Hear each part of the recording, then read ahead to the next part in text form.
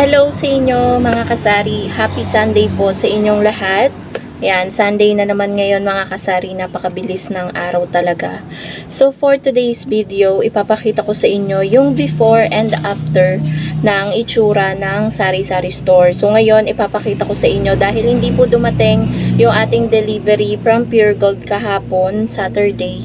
Papakita ko sa inyo kung gaano kaubos na yung ating mga paninda ngayong Sunday ng umaga.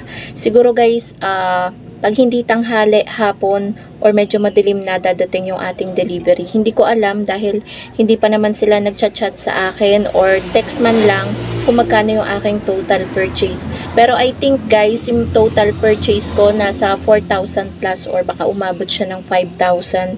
Kasi nung Friday, medyo madami tayong na-order sa ating agent na si Sir Marcel. So ngayon guys, ipapakita ko na sa inyo kung gaano kaunti na lang yung laman ng ating tindahan.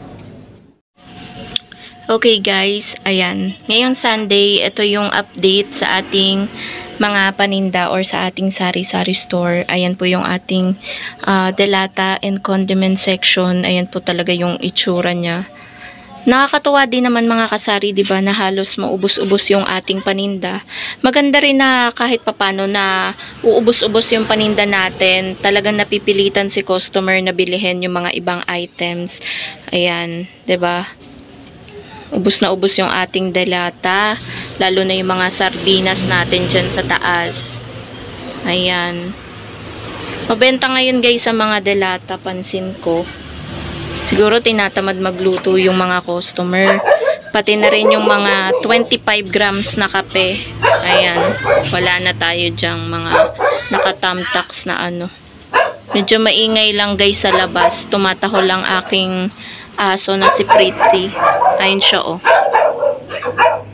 Yan guys, lahat din ay tinahulan yan. Kapag tumahol yan, automatic si Basha ay tatahol din. Tapos, eto naman guys, yung ating halos ubos na din na mga biskwit. Yung iba nga ay nakalimutan ko ng orderin. Katakpan muna natin to. Kanina pala may bumili ng ano. Hindi ko na natakpan yung eto. Lagay natin ng marbles na puti. Wait lang guys, meron lang bibili. Okay guys, let's continue. Meron lang pong nagpa-load. Alam nyo naman, itong gamit kong cellphone sa pagbablog, ito din yung gamit ko sa paglo-load, kaya nahinto tayo. So ayan po, mabenta po yung ating mga biskwit. Pero hindi ko na iisa-isahin. Papakita ko lang sa inyo yung look kasi nakapag-vlog ako ng mga fast-moving items. Baka sabihin nyo pa ulit-ulit na lang ako ng content. So ayan yung itsura ng ating kabilang bilihan, yung mas mababa. So, merong nag-comment guys sa comment section, nabasa ko. Parang hindi siya pabor doon sa nagpapainuman kasi mahihiya daw yung mga ibang bumibili kapag may nagiinom. So, baka umalis.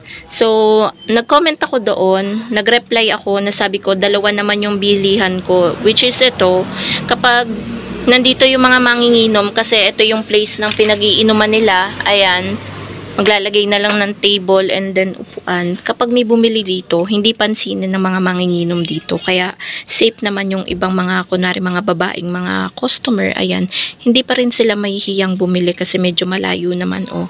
Hindi masyadong makikita ng mga manginginom. So ito guys yung itsura naman ng ating bungi-bungi na. Ayan, mapapansin nyo may mga patlang na yung ating mga wala na rin tayong swak. Yan yung itsura ng ating sabitan. Tapos dito, ayan yung itsura niya. Ayan. Makikita nyo mamaya kung ano yung difference ng may laman na or na-display na natin yung mga groceries from Pure Gold. Ayan. 'Di ba? Medyo madami pa naman sa pag tiningnan nyo, 'di ba? Medyo makalat lang yung ating tindahan. Ayan. Yung jacket ko, yung mga pinag-inuman ko ng kape. So, dito lang talaga pansinin talaga sa delata and condiment section. Yan kasi talaga madalas yung nagmumukhang walang laman kasi nga kitang-kita siya. Ayan oh, nasisinagan pa ng kasi bukas open yung ating pintuan and may maglalaba dyan. Ayan, yung ating delata and condiment section na talagang ubos na Kaya hindi talaga pwedeng bukas Monday pa madi-deliver yung ating groceries from Pure Gold. Kailangan talaga ngayong Sunday na. At para bukas pag open natin ng tindahan ay alam niyo yun guys, maraming laman kasi dapat pag Monday maraming laman yung tindahan natin. Ayan, dapat kumpleto kasi nga sisimulan natin ang araw natin ng Monday, 'di ba? So, ayan. Mamaya ipapakita ko naman sa inyo mga kasari yung difference naman na na-display ko na kung ano yung itsura, yung mga groceries nga na ating inaantay. So, update ko na lang kayo mga kasari mamaya. The next day. Hello mga kasari, good morning. Ito na yung pagkaka-display or after. Diba pinakita ko sa inyo yung before ng itsura ng sari-sari store nung hindi pa dumadating si Pure Gold. Ngayon, ito na yung look ng tindahan after makarating ni Pure Gold. May difference naman 'di ba mga kasari, pero ang dami pa ring wala sa delivery. Yung order natin, yung total purchase natin is umabot po ng 5,000 pesos. Siguro kung na-deliver lahat ng in-order ko, siguro abot siya ng 6,000 yung order natin ngayong week na to kay Pure Gold. So, ayan guys yung ating sari-sari store. Ito yung delata and condiment section na kahapon. The next day na kasi to guys kasi dumating si Pure Gold kagabi. Madilim na kagabi.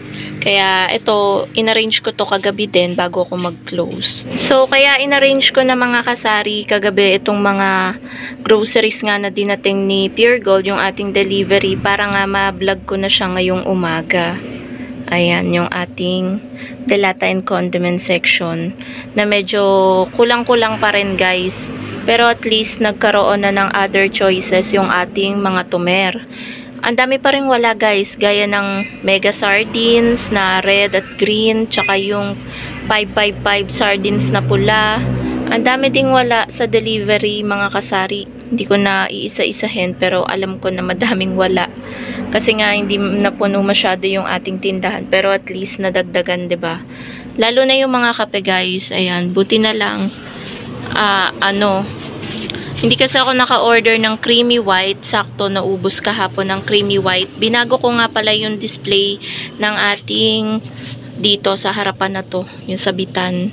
Bali, ipinakita ko yung mga dating tago. Ito kasi, itong mga Nescafe, nandito siya. So, hindi masyado makita. Nung kakamove ko lang dito, nung kakalipat ko lang, maya-maya may bumili na agad nitong creamy latte. So, maganda talaga minsan guys na iniiba-iba natin yung display ng ating mga paninda. Like itong swak, dati nandun siya. Tapos yung birch tree, dati nandito. Yung Milo, dating naandoon. Binabali-baliktad ko lang ng very, very light. Siguro nga ito imumove ko to kasi parati na tong hinahanap. Siguro nga ididikit ko yung great taste dito. Kasi yung blanca naman common na hinahanap yan everyday. So ito, yung kahapon na wala masyadong laman, ngayon punong-puno na yung ating mga biscuit section. 'Di ba? O, 'di ba dati kita nung kahapon nung nag-vlog ako, kitang-kita yung kalsada, ngayon may laman na siya. Tapos ito, bakante din to kahapon. Ayan. May laman na yung ating sabon. Meron na tayong Tide at Ariel. Tapos ito yung ating chicheria section. Ayan. Madami pa laman yung ating. Ito, wala tayo nito kahapon. Pero ngayon meron na. Tapos ito yung sa baba. Yan, dami nating cobra tsaka mga mismo. Bus na nga agad yung ano guys, so napansin ko kanina lang yung ating cook mismo ay 1 dosena na. Pero Wednesday naman, ngayon is Monday. Wednesday, dating ulit ng ahente natin. Kaya maganda na may mga ahente tayo. Weekly kasi tayo kumukuha guys sa lahat ng ahente natin. Meron tayo nadating ng Monday, Tuesday, Wednesday, Thursday and Friday lang wala. Wednesday meron pa nga yung sa itlog kasi siya Wednesday and Saturday dumadating. So halos walang bakante yung delivery natin mga kasari. Siguro kung iisa lang yung ahente ko, tas doon lahat kukunin, siguro abot din ng mga 20 plus yung pagbabayaran ko. Pero dahil bukod-bukod yung pinag-o-orderan natin, konti-konti lang talaga. Sa Pure Gold na lang talaga ako medyo malaki ngayong mag-order. Kasi medyo hindi tayo nakakaramdam ngayon mga kasari ng pagkatumal. And thanks God dahil medyo tumataas-taas yung sales natin, nakakabawi-bawi tayo.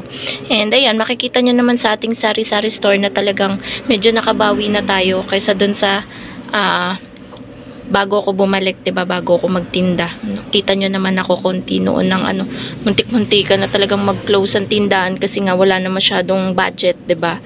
Pero ngayon ayan, nakabawi-bawi na tayo. 'Di ba? So ayan yung after. Ayan yung itsura ng ating tindahan ngayong Monday. Mamaya maglalabas pa nga ako doon ng mga siguro 2 case lang ng maliit na red horse tsaka isang malaki. Ayan, weekly din tayo nag-o-order doon tuwing Monday. 'Di ba?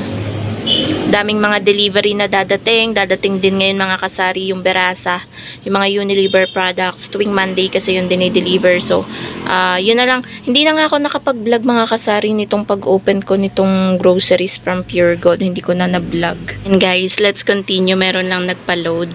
Ayun, hindi ko na nga na-vlog yung pag-unboxing nito, 'di ba? Haul and pricing nito nga mga groceries na dumating kasi nga gabi na dumating si Pure Gold. Gusto ko, ang dami kasing yung hinihintay ko yung items tapos may mga naghahanap na. Kasi nga 'di ba linggo na, delayed na yung delivery, dapat Saturday daw yung deliver nun. So inabot pa ng gabi ng linggo. So, hindi talaga pwedeng Monday na siya madideliver kasi anong ibebenta natin ng Monday. Pero nangyari na yan mga kasari. Wala naman tayong magagawa kasi nasira yung truck nung time na yun. So, yun guys. Ayan yung look. Yan. At kahapon napakita ko sa inyo yung before ng look ng sari-sari store natin. So, ayan. Makikita nyo naman yung difference. Ayan. Madami tayong paninda ngayon. So, thank you so much for watching mga kasari. Happy selling po sa inyong lahat. Happy Monday and God bless po sa inyong lahat. Bye guys!